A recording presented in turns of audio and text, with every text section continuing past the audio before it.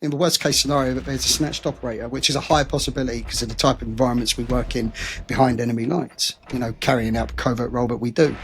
Whereas with the others, as you said, aggression, there's no aggression as an SR operator. There's calculation, there's composure, because when that situation starts to go wrong, you have to understand how you can recover it and still carry out the mission to its best effect and achieve your objective, which is, it's always possible. I say it's always possible. I mean, you've always got to look, you're mission focused.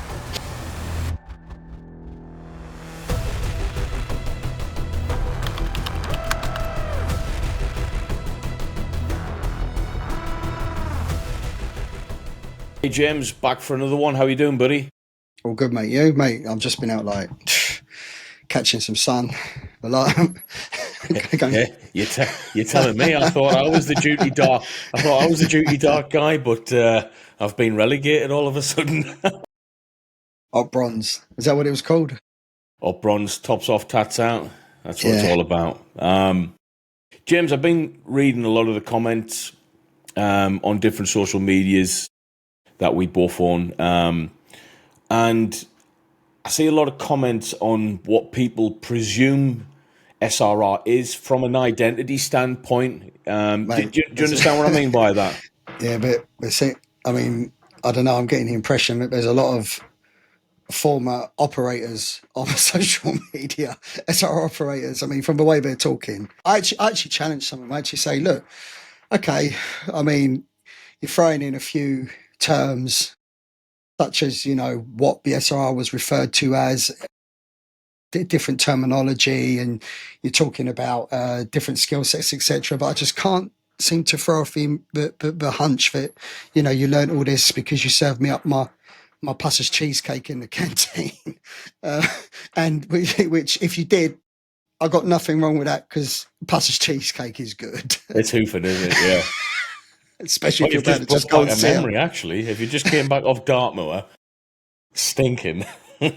Pusser's cheesecake. I'm just like, mate, like some of the comments, I mean, I don't know, they just seem like former debt operators throwing their They might be just trying to get a catcher off guard.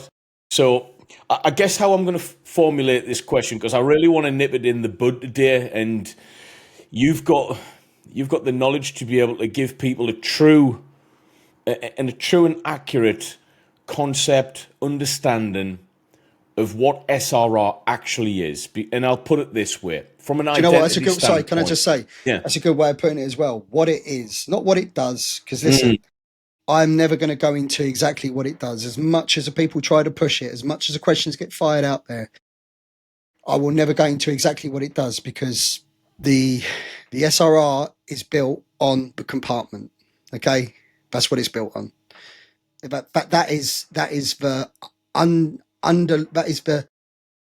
underlying process by which it operates so effectively. But what it is, okay, let's talk about what it is. So I'm going to put this out there I'm trying to make it as Billy Basic as possible for the audience, because that's where the questions are coming from, actually. So the best way I can explain is not to actually explain the SRR initially, because that's not my bag, that's your bag. But I'll explain it from a Royal Marines perspective. What is the Royal Marines? In simple terms, guys, amphibious infanteers capable of deploying anywhere on the globe via land, sea, and modern times via air. That's what we do. Mountain and Arctic warfare specialists, Arctic amphibious infanteers. That's what we are. Yeah. So, with the paratroopers being the airborne infantry. At the tip of the spear of the airborne infanteers as well, yeah, for the British Army. Now, I can't describe to you what the SRR is like, and some people try to in the comments, actually, like you've said, but can you explain to me what the SRR is? Because that's the question that just keeps coming up, and people, even from my limited knowledge, just from speaking to you, are getting it drastically wrong, it seems. It's not the same as the SBS. It's definitely not the same as the SAS. The SAS and the SBS are probably more comparable to the Marines and Paras, because it's a natural progression into. Yeah. But the SRR, there's no natural progression. can I just say, a natural progression into and also an extension of your skill sets as a paratrooper and as a Royal Marine. Okay, the other two, SBS and SAS, they're an extension, and that extension is facilitated by reduced firing arcs, closer proximity to the enemy, better kit, better ways of inserting, a whole host of factors come into play. But it's basically an extension of, Fibula, what we do in basic training as a Royal Marine, the Fibula package. And I don't know what else they do through the wider army. Whereas the SRR, so the main thing that everyone's getting wrong on a social media is the first thing they're doing is they're comparing the SRR to the SAS and the SBS. But there is no comparison. And I don't mean that in a way of superiority or effectiveness. I'm talking about pure skill set. There is no comparison. I've said this before. You might as well say who's the better team, Manchester United or Chicago Bulls. You turn around and say they're two different sports. They're both fantastic. They're both great, but they're two different sports. What are you talking about? That's the same with the SRR and this comparison. The first thing that everyone's doing wrong with comparison. So, they're all fantastic regiments at what they do. And I've been very open as well. The last people I would ever want knocking at my door out of everyone we've ever spoken about is Hereford. It's Hereford. Yeah. I think anyone who knows the crack. I mean, there's a lot of bootnecks at Hereford as well, right? So it goes without saying. Can I just say with that, the attraction of Hereford, the attraction of the SAS. I've said this before as well. They're the daddies in the SF world, okay? They rule the roost. I mean, would I be right in saying they're the most long-standing? Some people, yeah, they are the most. They are the original special forces, aren't they? Would some people turn around and say, "Oh, but swimmer canoeist was around before"? Actually, I have a bit of knowledge on that one. This is where I can add a little bit. Believe it or not, Special Boat Service was around before Hereford. Okay, was it? My question is it the Special Boat Service or is it the SQ swimmer canoeist? So I know where you go. Yeah, I know where you're going with that. Yeah, it's swimmer canoeist is a specialisation in the Corps, wasn't it? As a Marines, but I think it was. We're talking briefly. They were both formed for World War II effort, weren't they? Along with so it was the Paras, the Marines, CS. What was the SBS, but the SAS was never from like the Paras or anything, was it? I believe it was just created. Am I right there, or was it have Air Force links or something as well? Mate, this is hopefully where our comments blow up and everyone tells us. Do you know we're going to get loads of comments saying use absolute numpties. You two don't even know what you're going on about. Waltz. Yeah. I'm trying to Google who came first, and the chicken or the egg came in, but SAS or SBS. It's the SBS though. Special Boat Service predates the Special Air Service. SBS in its earliest form as the Full-Boat Troop was established in 1940, while the SAS was formed in 1941. Okay, but my question is, was SBS labelled as a Special Forces outfit, or did that come with David Sterling and the original kind of, that original image of 2-2? Those guys out in the desert with the Wimmicks. I think, was it old Wimmicks back then? Yeah, I know what you mean. Sterling out in the desert with his long trench coat on, Pink Panthers and stuff. Some men though. I mean, irrespective, very similar time frame. But I think even people from the military would understand that the SAS has always had that notoriety attached with it, hasn't it? As the king of what they do, so to speak. They rule the roost. All right, they are the daddies. So I can see once lads have had exposure to UKSF. Either they've gone on selection and they've been successful in the SRR, the SAS, or the SBS, or even SFCs, SF medics for that matter. Maybe some techs who assist. There's a lot of technical roles. Anyone who's had exposure, or any other word that might have got back to any of the regiments, I can see where and I'm a bootneck myself, right? So I'm saying this from a bootneck's perspective. I could see where, after hearing a lot of things and maybe being lucky enough to have some exposure, I can see where the appeal of going 2-2 would have come, right? Because listen, I've said this before as well. 4 years into my career at SRR, I remember I was on the camp at Hereford and training in the gym with a lot of those guys from Hereford doing CrossFit. I've always liked my phys, and phys gets you respect, Ryan. Phys gets you respect in the military. Massive respect, yeah. So there I am, geeky SR operator, geek as we're known. Don't talk to him; he's a geek.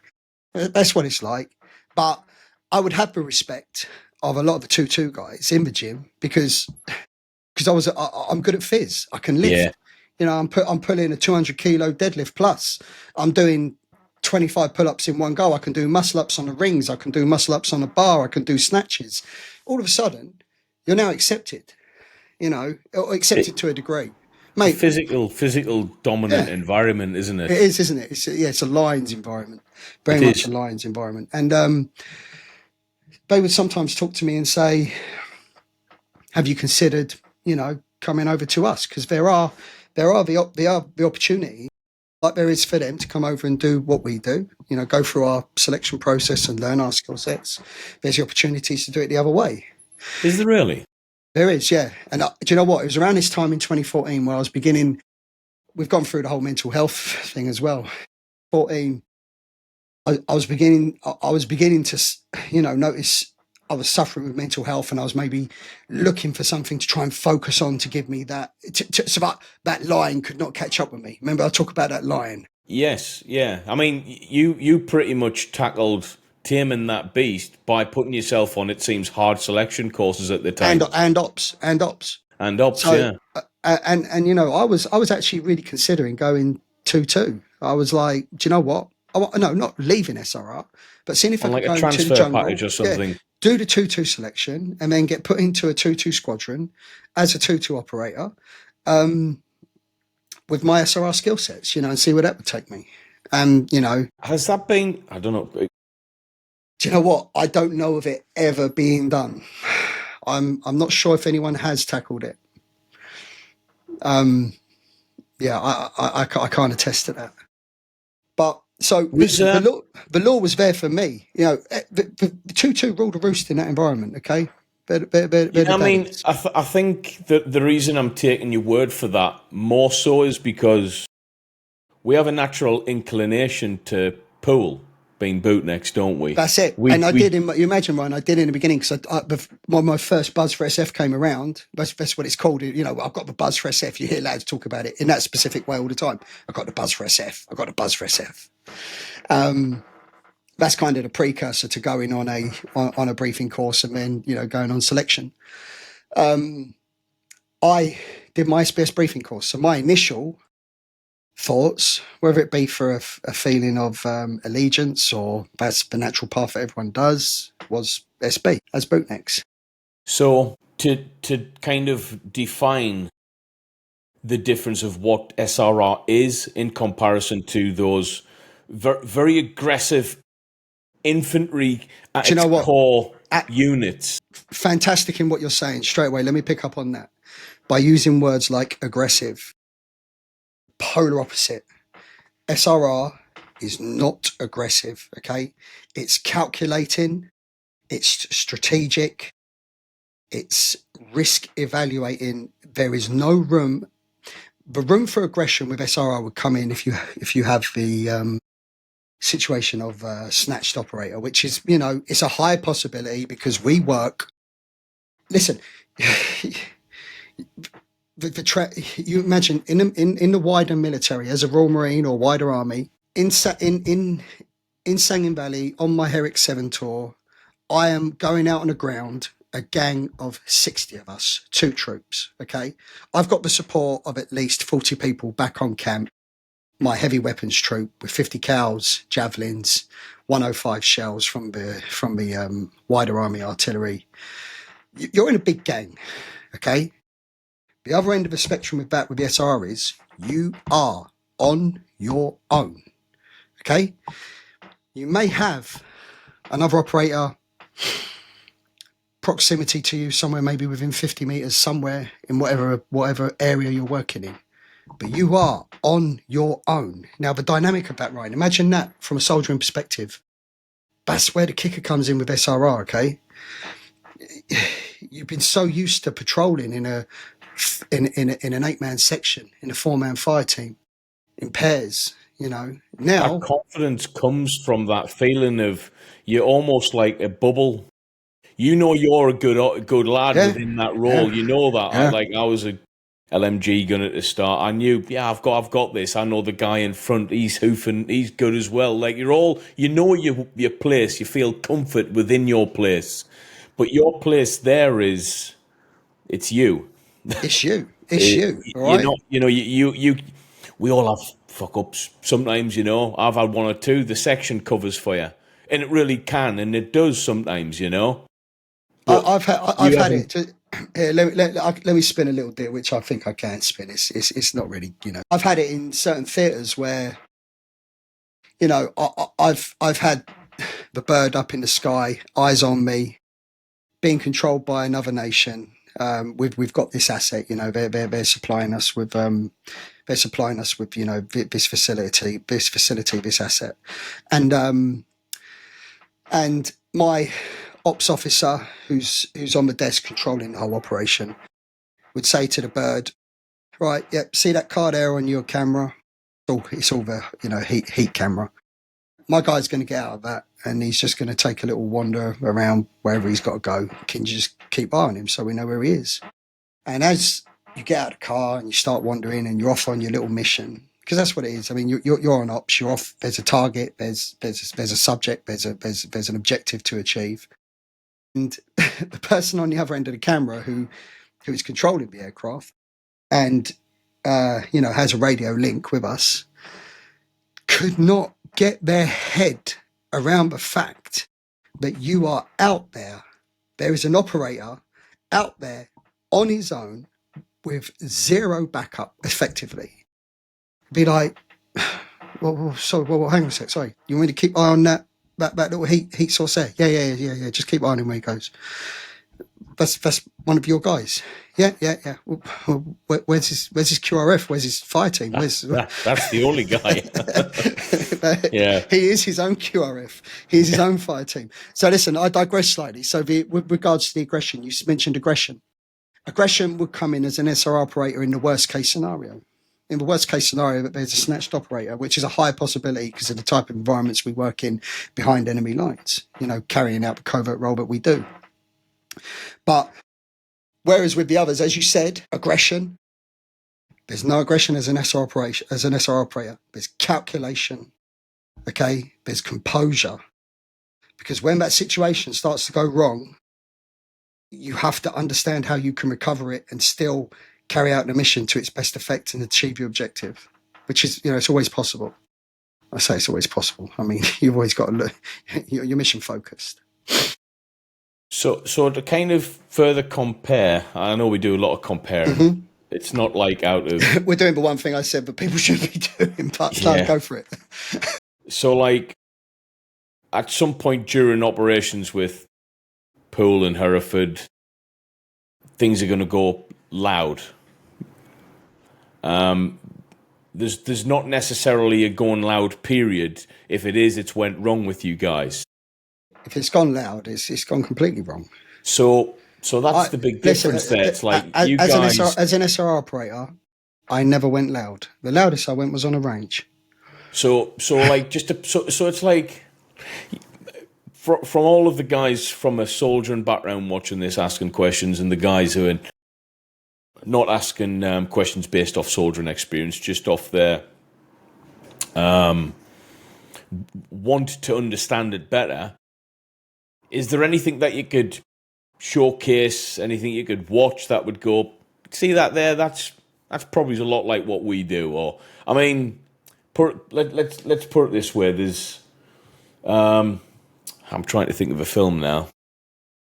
Black Hawk Down, perfect representation of like the what you call it, guys. Yeah, Delta Force SAS. Yeah. That's not a perfect representation of you guys, SRR. No. I would say probably the nearest thing I've seen to it on TV is something like Zero Dark 30. So something like that. Yeah, something like that. You know, within the environment, blending into the environment, covertly operating within the environment to achieve an objective without, getting out without no one ever knowing you was there. That's the SRR. So I've watched parts of that. My wife loved it. Like, you haven't got any duty solid blokes in your teams. Then you can't be a solid bloke doing that stuff. Mate, solid bloke. See you later. I mean, that's why there's 2-year probation. Is it 2 year? Or is it 6? I think it's 2 year. Yeah, mate. I've seen lads get RT. You know, don't get me wrong. They'll try bringing you on, and I've seen lads who apparently at the beginning of selection and also coming out of selection were kind of looked down upon and frowned upon, and that guy's not a good egg. And I've actually seen them begin to thrive once you actually started to put the specific SRR skill sets, the actual capabilities, which I'm not going to talk about, but the actual capabilities of the regiment. And what they grace upon you should you be successful. I've seen lads thrive, absolutely thrive, unlocking skill sets within themselves and aptitudes within themselves that they never knew they had. So it's a wonderful thing to watch. And I'm interested in this. I don't know how much you can answer in terms of the way I'm going to formulate this question, but I'm going to throw it at you anyway. Because it is so different to those skill sets that you've came from. It is 2 parts. One, is the military a redundant way of getting individuals into that regiment? And 2, could that be done directly from Civvy Street? No, it can never be done directly from Civvy Street. And this is why there is no SRR reservist, right? There is a reservist, but it is there primarily for the operator that's leaving, and it is not guaranteed, okay? Okay. And it is usually bestowed upon the operator, offered to the operator who is leaving once they've left, and they join up straight away, okay? So, but I would imagine the longer time you leave it, the less chance there is of you coming back. Yeah. Because the work is so strategically sensitive with the SRR that you just... They can't afford for you to be compromised in a way. I'm a 5-year civvy now. I mean, I was breaking down at the end anyway, mate. I mean, I'd like to think I could do it, but if I actually think right this second of the operators within the SRR, right this second, who are on ops right now, wherever they are in the world, and I think of their composure and their competencies and their mission focus, could I replicate that now? Not a hope. I have to be straight. I have to be real about it. That's a good, honest way of putting it, though. So that just shows you that it's not about picking up weapons and saying, "Well, my accuracy's off a little bit. Get down the ranges," or "My fizz is off a bit. Get down the gym." It's way beyond that. It's a real, almost academic intellect that you've got to bring to the table. That if you let that slip, strategic way of thinking. Yeah, it's a mindset. So, the other 2 regiments, they have their reservists, which I do believe they recruit straight from Civvy Street. I mean, I know obviously 2-1 and 2-3 do. With regards to the SBS, the only reason I think they recruit straight from Civvy Street is because I've worked with guys who actually had civilian backgrounds in the CP world who were also SBS reservists. Good guys as well, the SB reserves. I remember doing... Yeah, actually. Yeah. I'm trying to think what your original question was on that, though, because there were some other points I wanted to elaborate on. So, one, is being in the military entirely redundant? And I was going to actually ask after that once you're answered.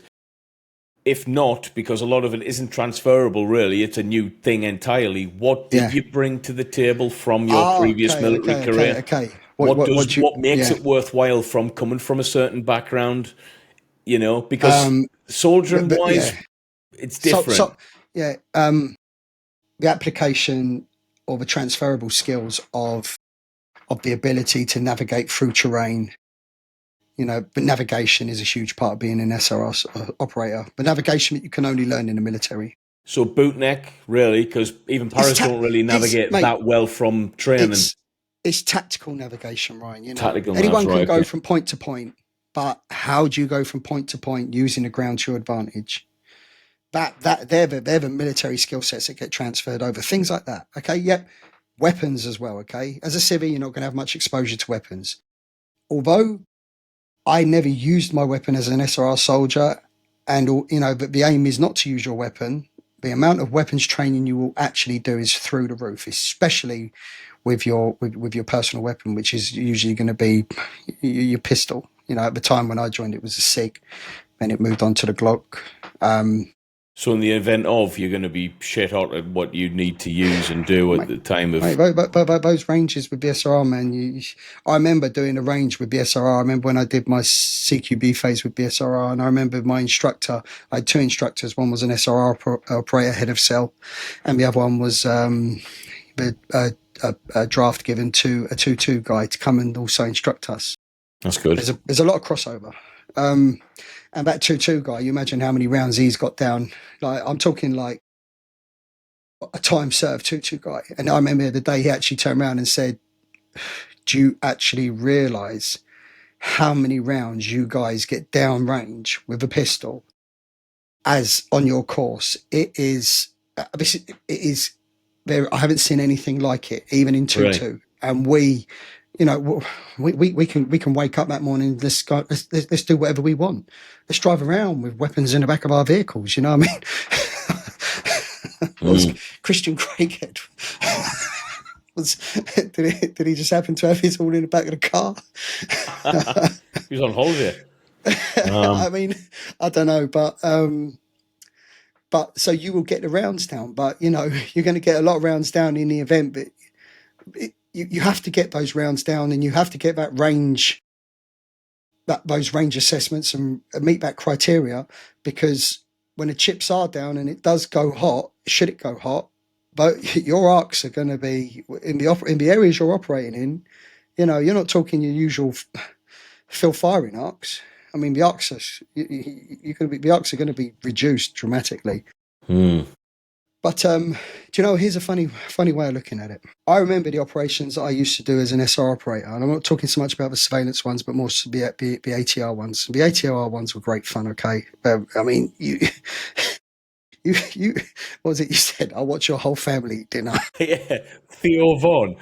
I'll watch your whole family eat dinner.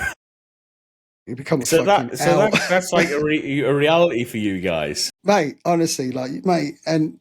Do you know what? I remember walking around, and as a Royal Marine, especially in the Sangin Valley, as a Royal Marine, you've got your weapon, haven't you?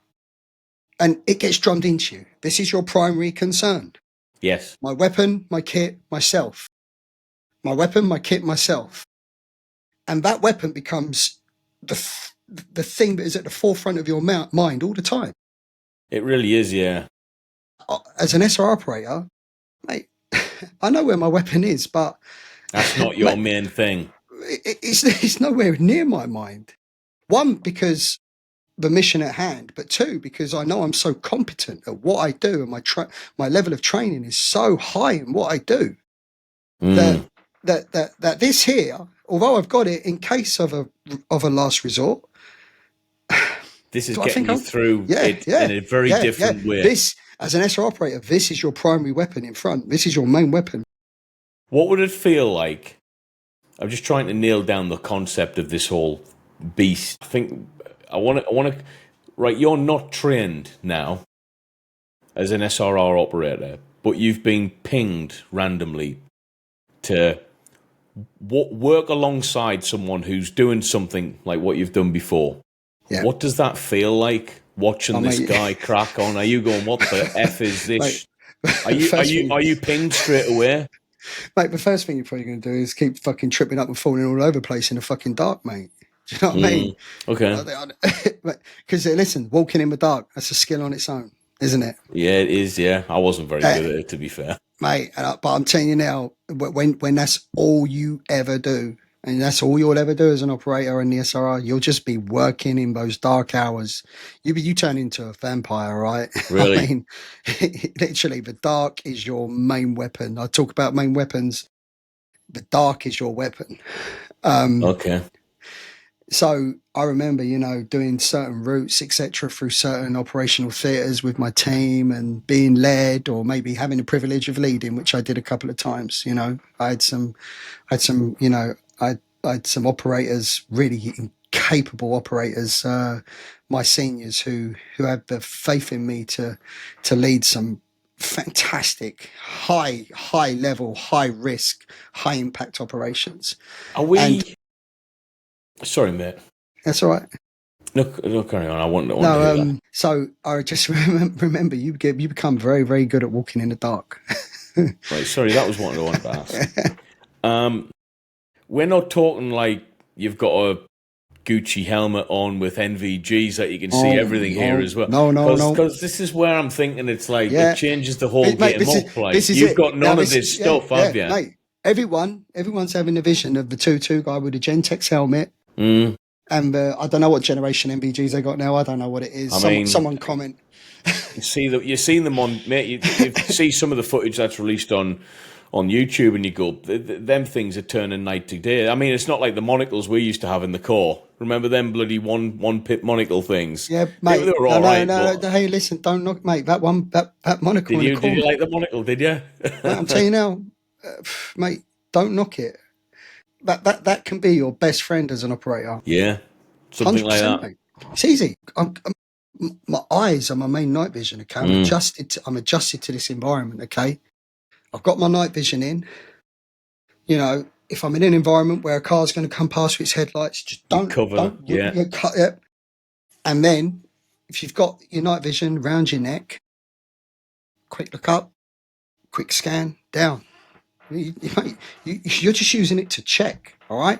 Because you don't want to ruin your night vision. Because as soon as you put that night vision to your eye, that eye's gone, isn't it? Yeah, mate. SR operators very much rely on their actual senses.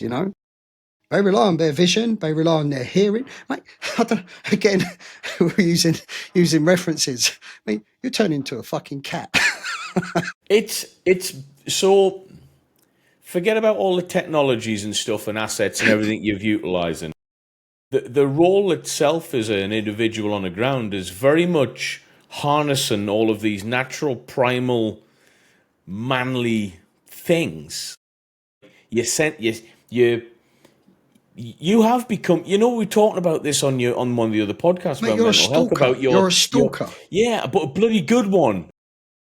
Like you're a professional. Like all of your senses are so finely tuned. Yeah. Do you know what? Right. And you notice this.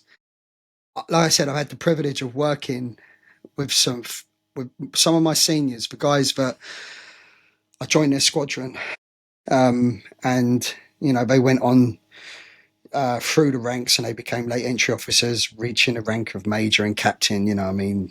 Some of them are still serving. When you work alongside these guys and they've done ATR after ATR after ATR after ATR, night operation after night operation after night operation, like multiple times a week throughout multiple tours, you can actually notice how their senses have switched on. Are like fine-tuned into that environment of darkness. So they're just completely different, fine-tuned beasts. No one, I don't mean this in a disrespectful way. I mean this with the utmost respect. I can kind of understand a little bit more of how adjusting to, I don't even want to call it adjusting. There's no adjusting from that to Civvy Street. Everything is on fucking... And you're and like sorry, Ryan, I was just laughing because I'm talking about one end of the spectrum with the fine-tuned operator whose senses are just like cat-like.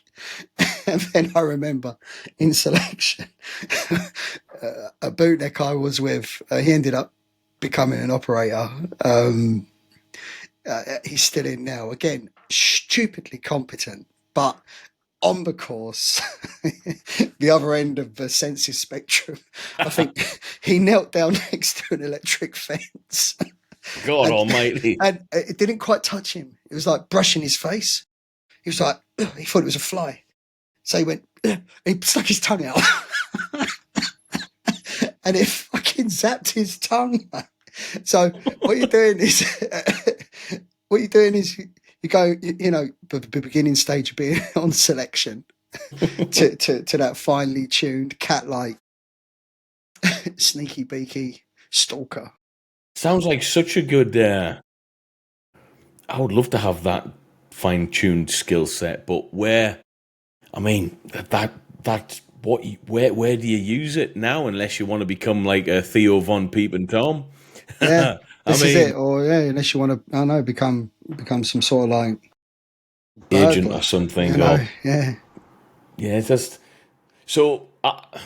Is there anything else you want to kind of get right on this about the image, the idea of what SRR is before we wrap it up? Or have we covered it, do you think? Because, I mean, I don't know. I think I painted quite a good picture there without actually, you know, saying, well, they do this specifically and that specifically. And, you know, I hope it adds to the outreach that the SRR is currently getting. I've spoken to some lads in the regiment and, you know, apparently off the back of what we're doing, Ryan, apparently, I'm not sure how much truth there is to it, but, you know, the SRR's recruitment is doing really well. I can definitely see the intrigue with having you. Look, every bootneck and his son knows about you from the program, and then seeing you blast onto social media, which isn't common for ex-SF anywhere. The only reason I came on social media was the only reason I was noticed on social media was for being Recruit Williams. It wasn't for being someone who came out and went, "Oh, I'm an SRR operator. I'm former this. I'm former that."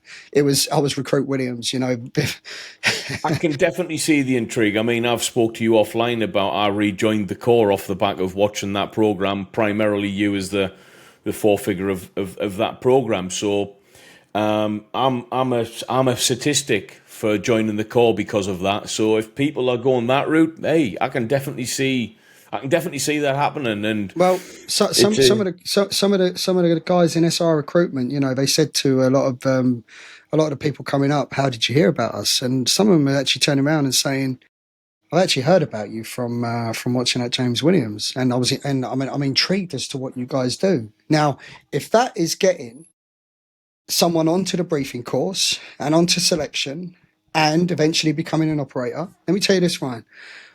But it is great because the one thing that the SR really suffered with when I was in, and I don't know if it's like it still to this day, but it has been throughout. They are the most operationally tasked regiment out there. Okay, I mean the demand for their skill sets it was huge when I was in. All right, and probably only going to get greater, right, as time goes on. And as even well. even with operational theatres dying down, etc., you'd think, you know, oh God, great, lads could get some downtime. It just seems to be more and more demand. So the one thing that was a big deal in the SR was the welfare. You know, lads were getting fragged, absolutely fragged.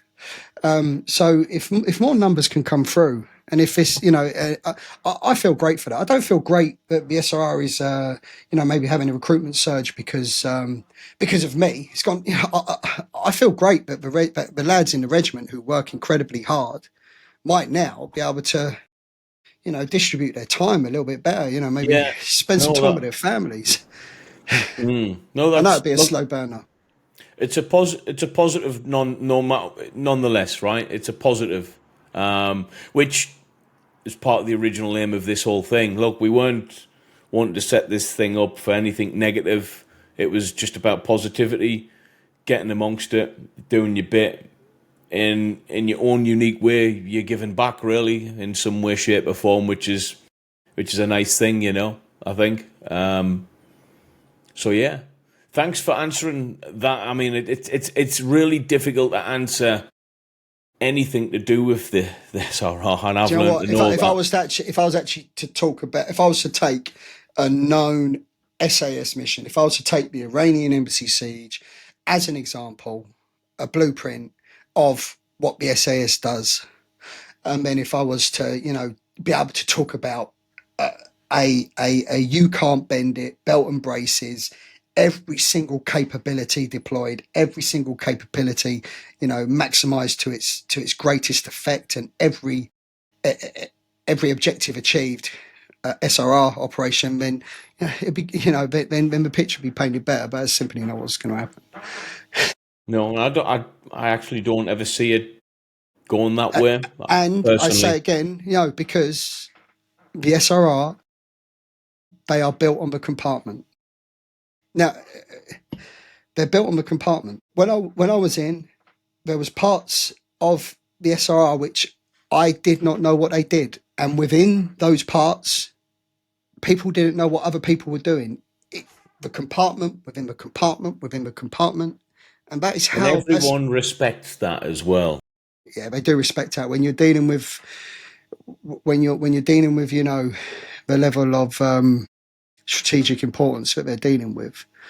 I like that. You have no choice but to respect that. There's a huge amount of respect for the compartment. Lads are very professional. I think you're very professional still with that. It's a difficult ask, actually. You haven't not you haven't to. No. You can do what you want, but you're still remaining to keep that respect of the compartment. You're not wanting to blow the lid off anything, and by doing so makes this whole, let's call it a job, 10 times harder to articulate, but I think you're doing a good job of articulating what you can to paint and God knows you run out of material quick. I mean, hey, if it was an open door, you never know, in 20 years' time, this whole thing might be completely whatever. But do you know at what? least I have no desire for it, Ryan, because the main push with anything I'm doing, and I even had a sit down with a guy from the SRI the other day, and I said, I want you to know the main push of what I keep trying to push things towards a military fitness, and that's what I keep trying to push it to. Shall we? I mean, that's where it's going to go, really. I guess we'll mention that in figures few, to be fair. Few ideas what we're going to go down. But yeah, thanks for that. I appreciate it. Guys, I'm sure there are going to be loads of questions come off the back of this. Some of the questions that we've tried to answer, and I think have been answered pretty well, I have no doubt are going to be asked in the comment section regardless. So, yeah, just fire away, troops, The best question will probably get answered in due course. But, James, thanks, mate. No, good.